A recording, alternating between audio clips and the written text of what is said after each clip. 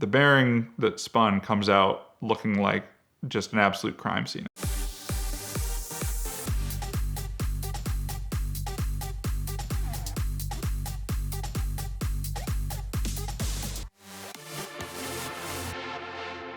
Fields Auto Works is a new sports car company, right? We're building cars from the ground up. We're not new to the sport. We're not new to the market, but the company is a new product and a new name. And so we're very aware that every sale is going to have to be earned, right? It has to be on the merit of the car and the merit of what we say the car can do. So the Cardinal, the design intended power plant is an EcoBoost 2.3, but really it's open to whatever preference the customer has. So, the 2.3 bolts straight up. If you follow the parts list that we lay out, that's kind of the easy button, and it gets you 300 wheel horsepower with a warranty, without a tune.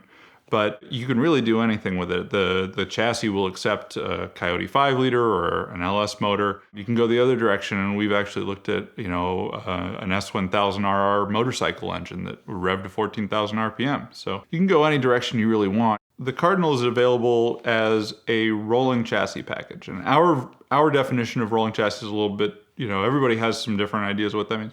What that means for us is that if you turn the key, the dash lights up, the lights work, the horn works, everything works. You would think it was a done car until you open the hood and look, and there's not a drivetrain there, right? So what you're getting is an assembled, finished, painted, wrapped, whatever finish you choose, car minus engine, transmission, drive shaft, and then whatever ancillaries you need to support your choice of drivetrain.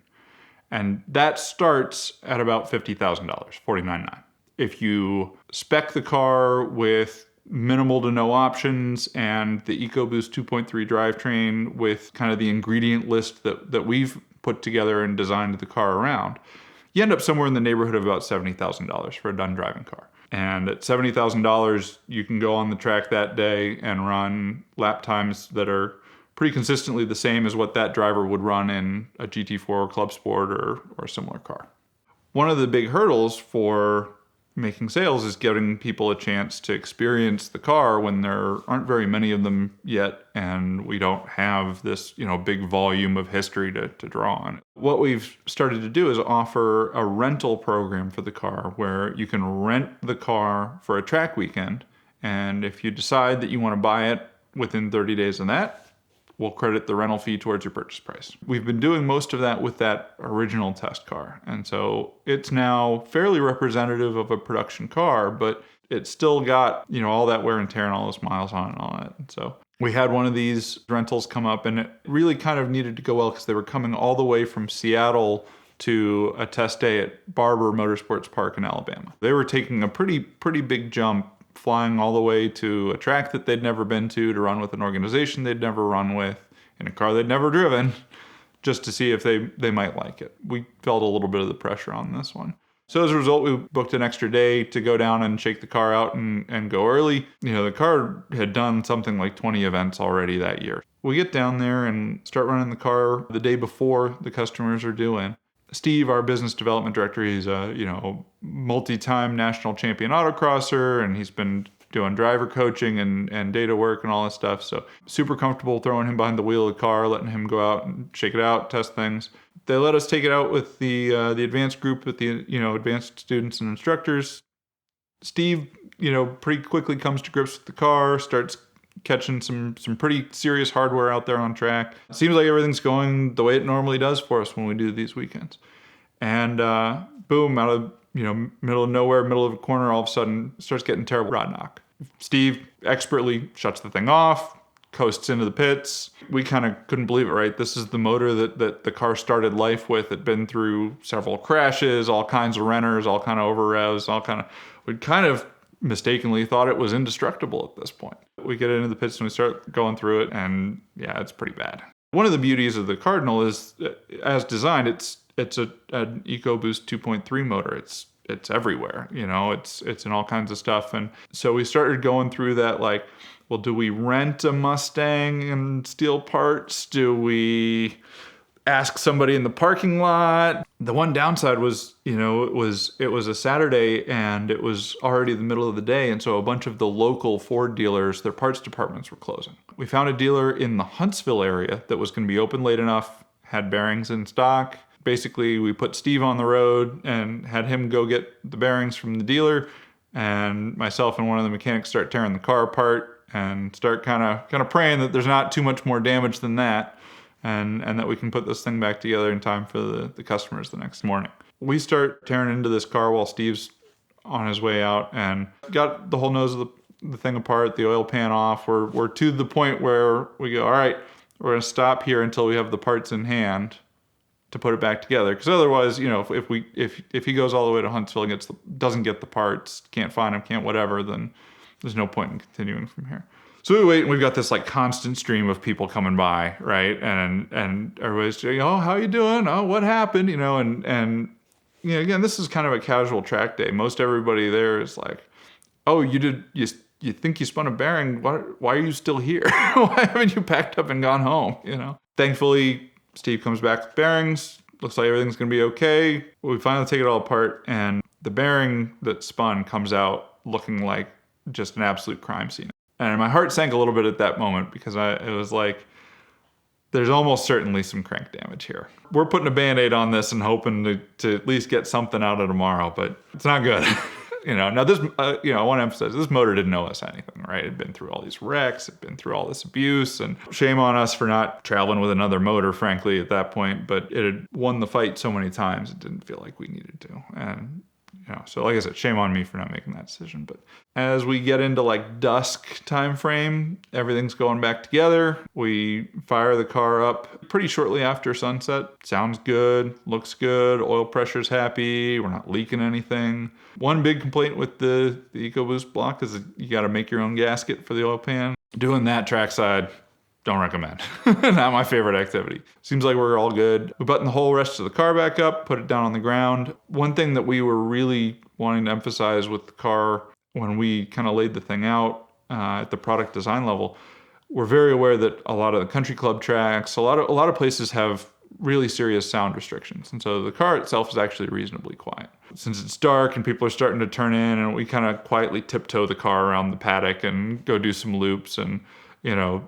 try to get some revs on it, but still, be respectful and not get nuts in the paddock at Barber. And motor sounds healthy. Everything looks good. It's making the power it was making. At that point, been a pretty long day for our small crew there. And so we kind of put everything away and turn in for the night, get back early next morning. Customers have flown in from Seattle. They're there. They get to the track right about when we do. And as we're pulling into our paddock spot, I'm realizing that, maybe it was not as put away as we had thought it had been from the night before. It was pretty clean, but it was, and so, the customer, both of them get out of the car, and one of them looks at us and goes, "You guys were working pretty hard yesterday, weren't you?" Yeah. So we fess out. You say, "Well, this motor, it's been through all this stuff and it's been fine. But yesterday, this is what happened." And yeah, thankfully, another guy who's the whole reason he was looking at the car is because he liked the idea of the off-the-shelf components. And so he goes, "I've got 2 cars sitting at home with blown-up motors that I can't get parts for months." He appreciated the effort we put in, but I was very upfront with him, like, this thing might not live, right?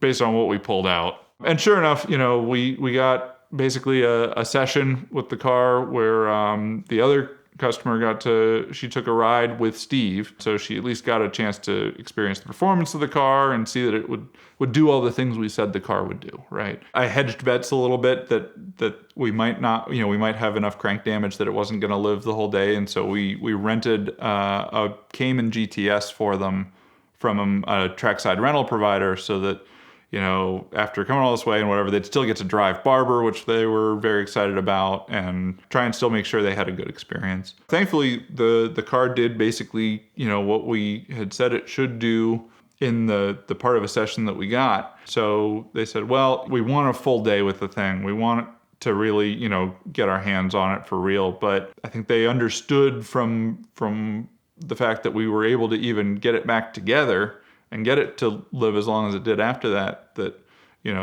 The car was really, it was that serious, right? It was that good of a car. And so they put a conditional deposit down. They said, we want to come do this and get a real thing, but I felt very proud that we made a good enough impression that they were comfortable doing that. Car went, back on the trailer. They went home, and we did an engine swap. One of the things that's amazing, the service motors. So you can buy just a service long block from a Ford dealer, right? Just if somebody blows up their EcoBoost Mustang engine, this is it's not a true crate motor, it's a service long block, right? That's what we did, right? Swapped all the usable components over. The car went and ran Daytona, and it ran a bunch of other events. Finally got another event scheduled with the folks from Seattle. We went and camped out at AMP for like a week and a half. We had, Randy Pobst in the car, and we had some of the Just Track It folks in the car, and we did a Grid Life event with one of our other customers. And after this like crazy long week camping at AMP, we capped it off with going over to Road Atlanta for the Seattle customers to get another chance with the car. Yeah, they jump in.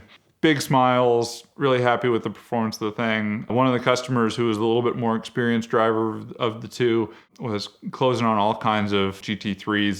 He was really thrilled with their decision, and they jumped on the plane back to Seattle, having made the commitment. Yep, this is good. We're signing off. We're moving forward. Now we carry a spare motor in the trailer for our rentals, but car's happy, they're happy, and it was a good outcome in the end.